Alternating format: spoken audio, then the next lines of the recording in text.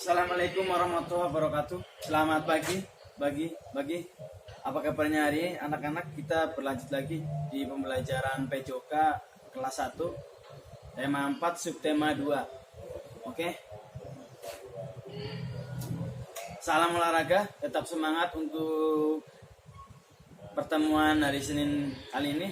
Sebelumnya anak-anak sudah menikmati libur panjang, long weekend, dimulai dari hari Rabu sampai hari Ahad, hari Minggu.